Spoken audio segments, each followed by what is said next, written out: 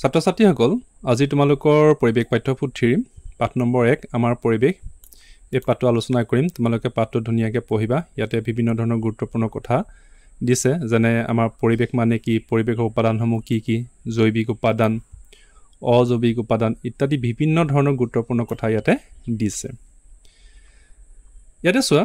আমাক এখিনতে এটা সৰুকে এখন তালিকা বনাব দিছে পৰিৱেশৰ উপাদানসমূহ আমাৰ কি কি কামত লাগে এতিয়া চোৱা ইয়াতে আমাক বিভিন্ন ধৰণৰ পৰিৱেশৰ উপাদান দি দিছে কোনটো উপাদান কি কামত লাগে বিভিন্ন কামত লাগে সকলোখিনি কথা ইয়াত যেহেতু ঠাই কম আছে ইমানখিনি লিখিব পৰা নাযায় গতিকে তোমালোকে কি কৰিবা বায়ু আমাৰ সাধাৰণতে উশাহ নিশাহ ল'বৰ বাবে লাগে তাৰ পিছতে পানী আমাক খেতি বাতি খোৱা ৰন্ধা গা ধোৱা আদি কাৰ্যত দৰকাৰ হয় তাৰ পিছত গছ-গছনি আমাক কিহৰ কাৰণে লাগে খাদ্য গছে আমাক খাদ্য দিয়ে খাদ্যৰ বিভিন্ন সামগ্ৰী প্ৰস্তুত হৈ আমাক গছ-গছনি লাগে তাৰ পিছত মাটি খেতি বাতি বিভিন্ন নিৰ্মাণ কাৰ্যৰ বাবে আমাক মাটি দৰকাৰ হয় পানী কিছুমান পানী আমি খাদ্যৰ বাবে ব্যৱহাৰ কৰোঁ বা অন্যান্য বিভিন্ন কামত আমাক পানী দৰকাৰ হয় গতিকে এইখিনি মই তোমালোকক জাষ্ট এটা বুজিবৰ কাৰণে লিখি দিছোঁ তোমালোকে এইবিলাক পঢ়িবা তাৰ পিছত এতিয়া আমি পাঠটোত থকা অন্যান্য যিবিলাক পাঠভিত্তিক প্ৰশ্ন আছে সেইবিলাক আমি কৰোচোন বলা তোমালোকে পাঠটো ভালদৰে পঢ়িবা তেতিয়া ইয়াৰ কন্টেন্টখিনি তোমালোকে ভালদৰে বুজি পাবা ইয়াতে আৰু এটা তোমালোকৰ সৰুকৈ এটা প্ৰশ্ন ইয়াতে দিছিলে এইটো ইয়াতে কি দিছে চোৱা যে পানী মাটি বায়ু আমাৰ কি কি কামত লাগে প্ৰত্যেকৰে দুটাকৈ উদাহৰণ দিয়া ইয়াতে মই তোমালোকক সৰুকৈ লিখি দিছোঁ তোমালোকে এইখিনি কথা তোমালোকৰ বহিত লিখি ল'বা যে কি লিখিলোঁ যে পানী খেতি বাতি কৰিবলৈ খাবলৈ মাটি খেতি বাতি কৰিবলৈ আৰু ঘৰ দুৱাৰ সাজিবলৈ বায়ু পানীয়ে শ্বাস প্ৰশ্বাস ল'বলৈ উদ্ভিদে নিজৰ খাদ্য প্ৰস্তুত কৰা আদি কামত লাগে এইখিনি কথা তোমালোকে ইচ্ছা কৰিলে কিতাপতে লিখি ল'ব পাৰা নহ'লে বহিত লিখিবা ঠিক আছে এতিয়া নেক্সট তোমালোকৰ এই অনুশীলনী পেজ নম্বৰ কিমান 8 আছে এই পেজত থকা যিমানখিনি কুৱেশ্যন আছে আমি কৰিবলৈ চেষ্টা কৰোঁচোন আহা এতিয়া প্ৰথমে আমাক কি দিছে উত্তৰ লিখা প্ৰথম প্ৰশ্নটো কৰ্ণৰ প্ৰশ্নটো কি দিলে পৰিৱেশৰ জৈৱিক উপাদান কেইটাৰ নাম লিখা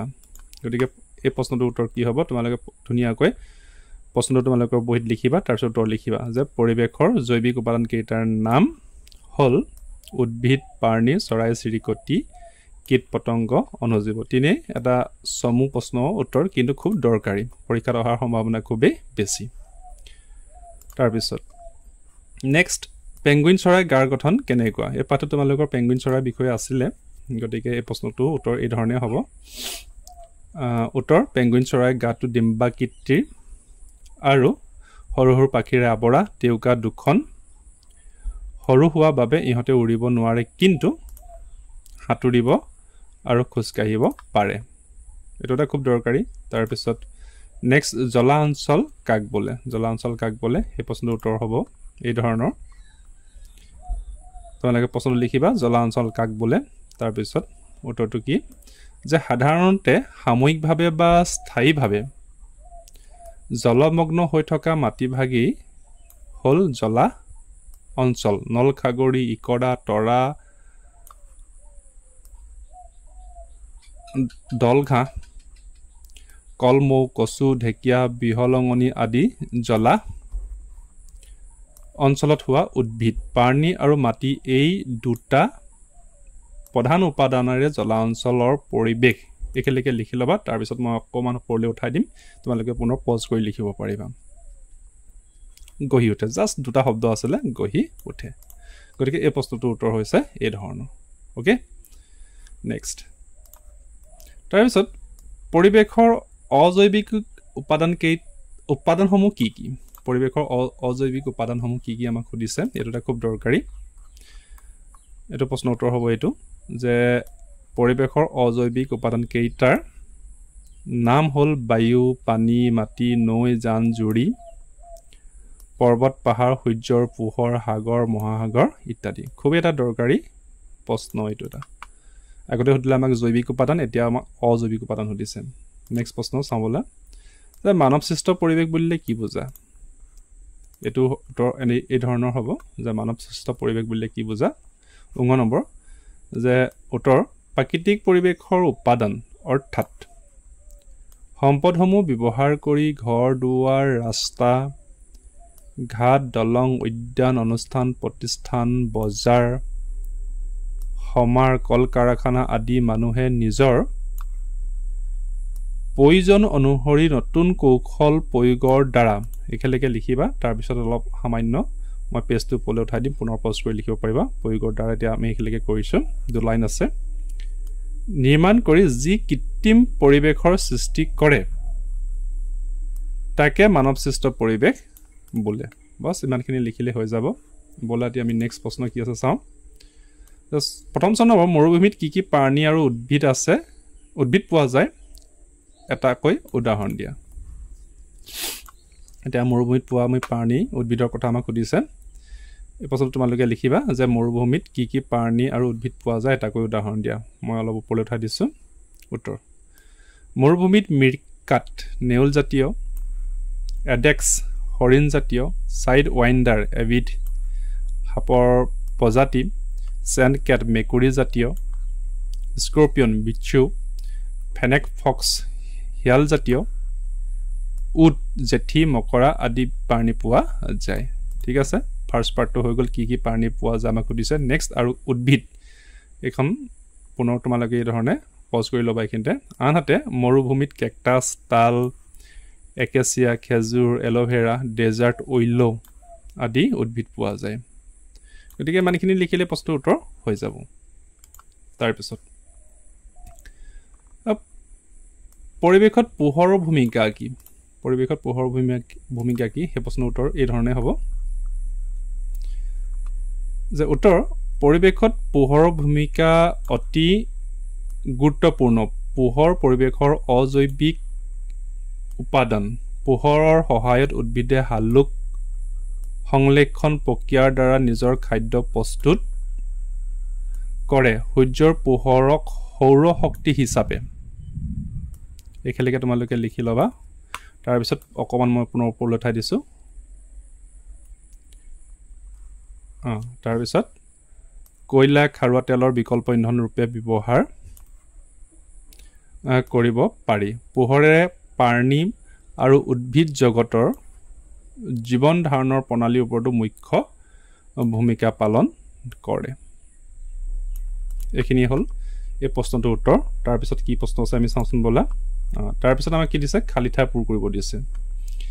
ইয়াতে তিনি উজু একিটা তোমালোকে প্ৰথম ক নম্বৰ এটো খালি ঠাই কি হ'ব উট মৰুভূমি প্ৰধান প্ৰাণী তাৰপৰ খ নম্বৰ বগা ভালুক এটো হ'ব কি মেৰু অঞ্চলত থাকে তাৰপৰ গ নম্বৰ তৃণভূমি অঞ্চলত বৃহৎ এলেকা জুৰি ঘাঁহনি পোৱা যায় তাৰ পিছত ঘ নম্বৰ মৰুভূমিত কেকটাছ জাতীয় উদ্ভিদ হয় তাৰ পিছত গ নম্বৰ পোহৰ পৰিৱেশৰ এটা অজৈবিক উপাদান এইটা তিনি উজু পাঁচটা দিছে তোমালোকে কৰি পেলাবা তাৰ পিছত এইখিনিত কি দিছে তলৰ উক্তিসমূহ শুদ্ধকৈ লিখা এটা চোৱা আমাক তিনিটা অপচন দিছে ক নম্বৰ বগা ভালুক হৰিণা জেব্ৰা মেৰু অঞ্চলৰ প্ৰাণী কোনটো শুদ্ধ আমি শুদ্ধকৈ লিখিব লাগে এইগিটা মই তোমালোকক কৰাই দিছো ক খ গ এইগিটা তোমালোকে এই ধৰণে লিখি লবা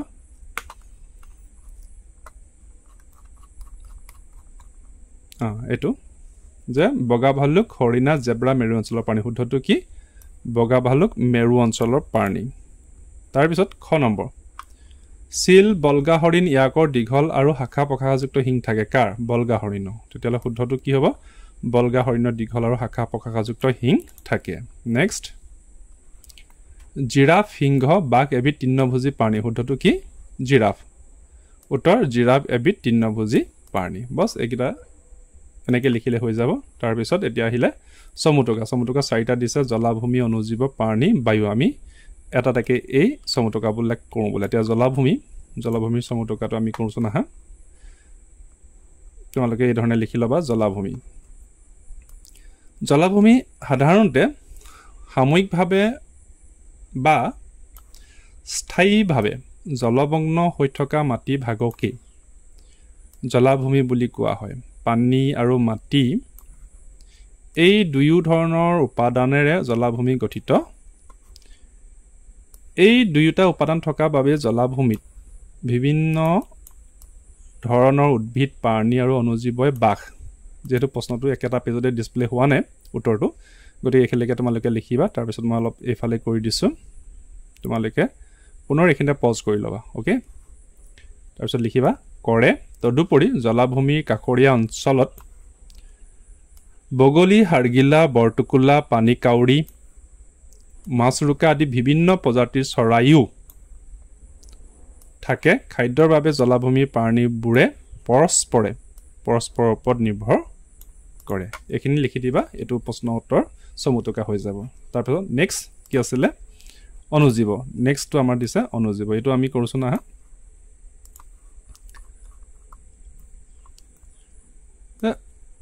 অনুজীৱ যিবিলাক জীৱ তিনেই ক্ষুদ্ৰ যিবোৰক আমি খালি চকুৰে দেখা নাপাওঁ সেই বিলাককে অনুজীৱ বুলি কোৱা হয় এইবিলাক ইমানেই ক্ষুদ্ৰ যে অনুবীক্ষণ যন্ত্ৰৰ সহায়তহে দেখা যায় উদাহৰণস্বৰূপে বেক্টেৰিয়া আৰু ভাইৰাছ ইহঁত বায়ু পানী মাটি সকলোতে একেলগে লিখিবা পুনৰ মই এই পেজটো পোল দি দিছো একেলগে দি দিছো তাৰপিছত পুনৰ তোমালোকে এক পজ কৰি লিখিবা থাকে কিছুমান বেক্টেৰিয়াই মৃত উদ্ভিদ বা প্ৰাণীৰ পচন ঘটাই পচনহাৰ তৈয়াৰ কৰে ওকে এটো ইমানখিনি লিখিলে হৈ যাব সমতুকা তাৰপিছত নেক্সট আছে পানী এটো আমি কৰো আহা ফটাফট পানী বা জলভাগ হল পৰিবেশৰ এবিধ অতি প্ৰয়োজনীয় অজৈবিক উপাদান পৃথিৱীৰ মুঠ পানীৰ বেছিভাগই হৈছে সাগৰ আৰু মহাসাগৰ ইয়াৰ উপৰি বৰষুণ হ্ৰদ খাল বিল পুখুৰী নদ নদী জান জুৰি ভূগৰ্ভৰ পানী হল পানীৰ একোটা উৎস পানীৰ তাৰ পিছতে মই পেজটো পুনৰ ওপৰ দি দিম এতিয়া এক লাইনে আছে বহুত নাই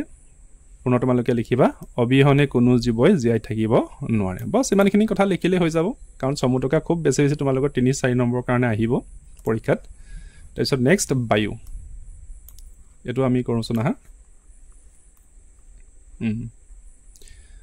বায়ু আমাৰ চাৰিওফালে বায়ুৱে আৱৰি আছে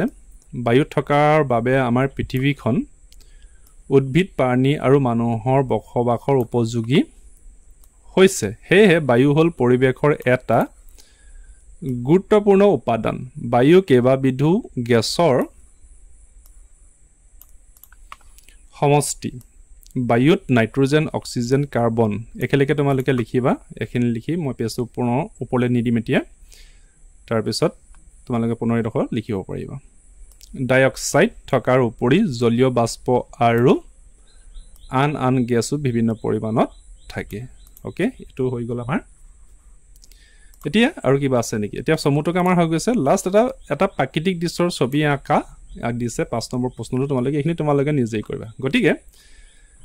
আজি এই ভিডিওটোত তোমালোকৰ এই 8 নম্বৰ পেজত যিমানখিনি কোৱেশ্চন আছিল মই সকলোবিলাক কৰাই দিছো আশা কৰিছো তোমালোকে ভিডিওটো চাই এই প্ৰশ্নবিলাকৰ উত্তৰ শুদ্ধভাৱে কৰিবা আৰু আগলৈও মোৰ ভিডিওবিলাক চাই থাকিবা বুলি আশা কৰিলো ঠিক আছে আজিলৈ তেন্তে ইমানেই ধন্যবাদ